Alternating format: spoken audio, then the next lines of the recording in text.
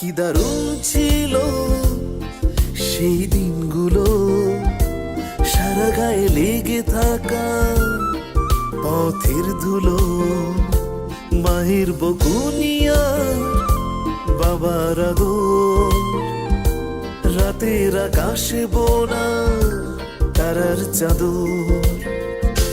কোথায় হারালো আজ সেই শৈশব, মায়ের মাখানো ভাতে প্রিয় অনুভব।